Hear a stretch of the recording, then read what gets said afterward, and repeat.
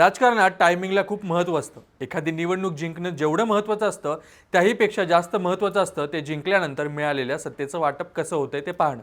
सध्या संपूर्ण महाराष्ट्राचं आणि विशेषतः मुंबईकरांचं लक्ष एकाच गोष्टीकडे लागलंय, ते म्हणजे मुंबईचा पुढचा महापौर कोण असणार। मुंबई महानगरपालिकेचा निकाल लागून आता तब्बल 10 दिवस उलटून गेलेत। सर्वसामान्यांना वाटलं होतं की निकाल लागलाय, आता लवकरात लवकर महापौर ठरेल आणि कामाला सुरुवात होईल, पण झालं भलतंच। एकीकडे मुंबईच्या महापौर पदाची खुर्ची रिकामी आहे, तर दुसरीकडे ज्यांच्या हातात या खुर्चीचा निर्णय आहे ते राज्याचे उपमुख्यमंत्री आणि शिवसेनेचे नेते एकनाथ शिंदे अचानक मुंबई सोडून आपल्या गावी म्हणजे साताऱ्यातील दरे गावी निघून गेलेत। आता तुम्ही म्हणाल यात काय विशेष, माणूस गावी जाऊ शकत नाही का? तर विषय असा आहे की जेव्हा मुंबईत सत्तेच्या वाटाघाटीचा क्लायमॅक्स सुरू होतो, जेव्हा भाजप आणि शिंदे यांच्यात एक एक पदासाठी रस्सीखेच सुरू आहे, नेमकं त्याच वेळी शिंदेंचं नॉट रिचेबल होणं किंवा सत्तेच्या केंद्रबिंदूपासून दूर जाणं हे काहीतरी वेगळं संकेत देत आहे। दुसरीकडे मुख्यमंत्री देवेंद्र फडणवीस नुकतेच दावोसच्या दौऱ्यावरून परतले आहेत। वाटलं होतं की ते आल्यावर लगेच चर्चा होईल आणि तिढा सुटेल, पण काही तसं घडताना दिसत नाहीये। उलट पडद्यामागे हॉटेल पॉलिटिक्स, गटनोंदणी आणि स्थायी समिती यासारख्या तांत्रिक शब्दांचा खेळ सुरू झालाय। आजच्या व्हिडिओमध्ये आपण हेच समजून घेणार आहोत की मुंबई महानगरपालिकेत नेमकं काय शिस्त आहे, एकनाथ शिंदे आणि भाजप यांच्यात कुठे माशी शिंकली आणि स्वतंत्र गट नोंदणीचा निर्णय शिंदे गटाने का घेतलाय, आणि सर्वात महत्त्वाचं म्हणजे मुंबईच्या तिजोरीची चावी समजल्या जाणाऱ्या स्थायी समितीसाठी दोन्ही पक्ष का अडून बसलेत। विषय थोडा किचकट आहे, पण आपण तो एकदम सोप्या भाषेत उलगडून सांगणार आहोत। आता सुरुवातीला आपण जरा टायमिंग समजून घेऊ। मुंबई महानगरपालिकेचा निकाल लागला, महायुतीला म्हणजेच भाजप आणि एकनाथ शिंदेंच्या शिवसेनेला स्पष्ट बहुमत मिळालं। आता कायदेशीर प्रक्रिया अशी असते की निकालानंतर सर्व पक्षांनी कोकण आयुक्तांकडे जाऊन आपली गटनोंदणी करायची असते, पण निकाल लागून 10 दिवस झाले तरी ही नोंदणी रखडली होती। यातच एक घटना घडली, ती महत्त्वाची घटना होती। रविवारी दुपारपर्यंत एकनाथ शिंदे मुंबईत होते। राजकीय वर्तुळात चर्चा होती की देवेंद्र फडणवीस यांची भेट घेतील, कारण फडणवीस दावोसच्या जागतिक आर्थिक परिषदेसाठी परदेशात गेले होते आणि नुकतेच परतले होते। प्रजासत्ताक दिनाच्या कार्यक्रमासाठी ते मुंबईत हजर होते, त्यामुळे साहजिकच असा कयास लावला जात होता की दोन्ही बडे नेते एकत्र बसतील आणि महापौर पदाचा तिढा सोडवतील। पण घडलं भलतंच। एकनाथ शिंदे थेट आपल्या साताऱ्यातील दरे गावी निघून गेले। अधिकृत कारण सांगितलं गेलं की जिल्हा परिषद निवडणुकीच्या प्रचारासाठी ते गेले आहेत, पण राजकारणात जी गोष्ट सांगितली जाते त्याहीपेक्षा जी गोष्ट लपवली जाते ती जास्त महत्त्वाची असते। शिंदेंचं असं अचानक गावी जाणं हे भाजपवर दबाव टाकण्याचं तंत्र आहे का, अशी कुजबूज आता सुरू झाली आहे। कारण गेल्या काही दिवसांपासून भाजप आणि शिंदे यांच्यात ऑल इज वेल नसल्याच्या बातम्या येत आहेत। शिंदे गावी गेल्यामुळे मुंबईतल्या वाटाघाटी पूर्णपणे ठप्प झाल्या। याचा अर्थ स्पष्ट आहे की जोपर्यंत शिंदेंना अपेक्षित वाटा मिळत नाही किंवा त्यांच्या अटी मान्य होत नाहीत तोपर्यंत ते भाजपला होकार देणार नाहीत। ही वेट अँड वॉचची भूमिका किंवा एक प्रकारची नाराजी व्यक्त करण्याची पद्धत असू शकते। आता मूळ मुद्दा हा आहे की ही नाराजी कशासाठी आहे, तर ती आहे मुंबईच्या महापौर पदासाठी। एकनाथ शिंदे यांच्या शिवसेनेने सुरुवातीला एक मोठी मागणी केली होती, ती म्हणजे मुंबई महानगरपालिकेच्या 5 वर्षाच्या कार्यकाळात पहिली 2.5 वर्ष महापौर पद शिंदेंच्या शिवसेनेला मिळावं। ही मागणी भाजपसाठी थोडी जड होती, कारण मुंबईत भाजपचे नगरसेवक जास्त आहेत आणि नैसर्गिक न्याय तत्वानुसार ज्याचे जास्त नगरसेवक त्याचा महापौर असावा, असा भाजपचा आग्रह आहे। तुम्हाला आठवतच असेल की निकाल लागल्यानंतर लगेचच एकनाथ शिंदे यांनी आपले 29 नगरसेवकांना एका हॉटेलमध्ये नेऊन ठेवलं होतं, आपल्याच मित्रपक्षावर म्हणजे भाजपवर दबाव टाकण्यासाठी किंवा आपले नगरसेवक फुटू नयेत म्हणून केलेली ही खेळी होती। पण या खेळीचा परिणाम उलटा झाला। दिल्लीतील भाजप हायकमांडला ही हॉटेलबाजी काही आवडली नाही। अशी चर्चा आहे दिल्लीतून थेट देवेंद्र फडणवीस यांना आदेश आला की मुंबईत महापौर पदाबाबत कोणतीही तडजोड करू नका। म्हणजेच काय, तर एकीकडे शिंदे गट 2.5 वर्षाच्या महापौर पदासाठी अडून बसलाय, तर दुसरीकडे भाजपने नो कॉम्प्रोमाइजचा स्टँड घेतलाय। शिंदेंनी हॉटेलमध्ये नेलेले 29 नगरसेवक नंतर घरी परतले खरे, पण त्यांच्या मनातला आणि नेत्यांच्या मनातली अस्वस्थता अजून संपलेली नाही।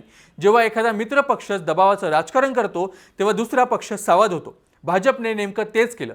त्यांनी शिंदेंच्या दबावाला भीक न घालता वाटाघाटी लांबवल्या आणि म्हणूनच आज 10 दिवस उलटूनही मुंबईला महापौर मिळू शकलेला नाही। आता येऊया या संपूर्ण प्रकरणातील सर्वात महत्त्वाच्या आणि तांत्रिक मुद्द्याकडे, तो म्हणजे गटनोंदणी।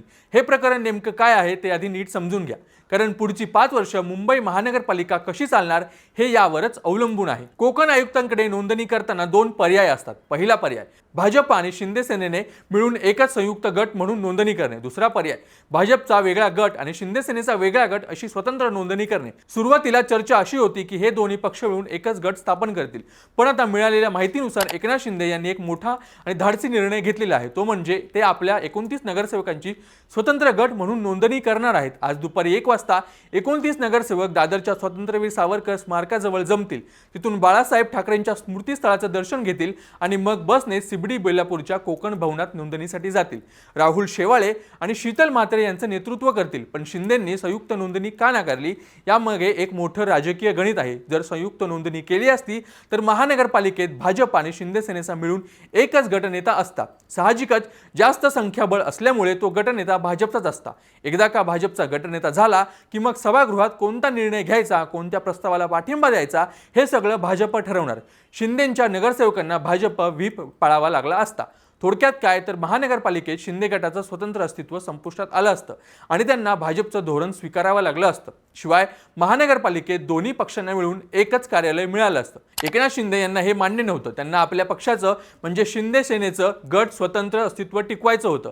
त्यांना दाखवून द्यायचं आहे की आम्ही भाजपचे कंत्राटदार नाही तर भागीदार आहोत। म्हणून त्यांनी स्वतंत्र नोंदणीचा निर्णय घेतला।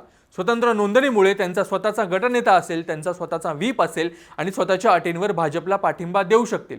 मुंबई महानगरपालिकेत महापौर पद हे प्रतिष्ठेचं असतं, पण खरी ताकद आणि पैसा स्थायी समितीच्या हातात असते। महानगरपालिकेचा हजारो कोटींचा अर्थसंकल्प कसा खर्च करायचा, कोणते टेंडर पास करायचे हे सगळं स्थायी समिती ठरवते। त्यामुळेच याला महानगरपालिकेची तिजोरी असं म्हणतात। आता या समितीचं गणित बघा। जर भाजप आणि शिंदे गटाने संयुक्त नोंदणी केली असती तर संख्याबळाच्या गणितानुसार सत्ताधारी युतीचा एक जास्तीचा सदस्य स्थायी समितीवर निवडून आला असता। पण मगाशी सांगितल्याप्रमाणे त्या सदस्यांवर नियंत्रण भाजपच्या गटनेत्याचं असतं। शिंदे गटाला किती जागा द्यायच्या हे भाजपने ठरवलं असतं। कदाचित भाजपने शिंदेंना कमी जागा दिल्या असत्या किंवा महत्त्वाचे निर्णय घेताना त्यांना विश्वासात घेतलं नसतं। या उलट आता शिंदे गट स्वतंत्र नोंदणी करत आहे। सध्याच्या पक्षीय बळानुसार स्वतंत्र नोंदणी केल्यामुळे स्थायी समितीवर भाजपचे 8 आणि शिंदे सेनेचे 3 सदस्य जाण्याची शक्यता आहे।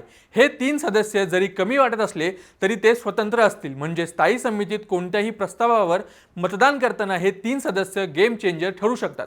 एक गंमत बघा, सध्याच्या रचनेनुसार स्थायी समितीत सत्ताधारी आणि विरोधकांची सदस्य संख्या जवळपास समसमान 13-13 होत आहे। शिक्षण समितीचा अध्यक्ष आणि स्थायी समितीचा पदसिद्ध सदस्य असतो। तिथे सत्ताधाऱ्यांकडे पद असल्यामुळे त्यांच्याकडे अवघ्या एका मताची आघाडी आहे। अशा परिस्थितीत शिंदे गटाचे 3 सदस्य अत्यंत कळीचे ठरणार आहेत। जर भविष्यात भाजप आणि शिंदेमध्ये खटके उडाले तर शिंदे गट या समितीमध्ये आपली ताकद दाखवू शकतो। थोडक्यात काय तर भाजपला प्रत्येक निर्णयासाठी शिंदेंना विनंती करावी लागेल। हे बार्गेनिंग पॉवर स्वतःकडेच ठेवण्यासाठी शिंदेंनी स्वतंत्र राहण्याचा निर्णय घेतला आहे। तर मंडळी, एकूणच चित्र असं आहे की मुंबई महानगरपालिकेची निवडणूक झाली असली तरी खरं राजकारण आता सुरू झालंय। एकनाथ शिंदे यांचं दरेगावी जाणं ही केवळ एक सहल नसून ती एक राजकीय चाल आहे। हॉटेल पॉलिटिक्स पासून सुरू झालेला हा प्रवास आता स्वतंत्र गट नोंदणीपर्यंत येऊन पोहोचला आहे। याचा निष्कर्ष काय तर एकनाथ शिंदे यांनी हे स्पष्ट केलंय की मुंबई महानगरपालिकेत त्यांना दुय्यम भूमिका मान्य नाही। भाजपला जर मुंबईवर राज्य करायचं असेल तर त्यांना शिंदेंना सन्मानाची वागणूक आणि सत्तेत योग्य वाटा द्यावाच लागेल। संयुक्त गट न करता स्वतंत्र गट स्थापन करून शिंदेंनी स्वतःची आयडेंटिटी आणि कंट्रोल दोन्ही सुरक्षित केला आहे।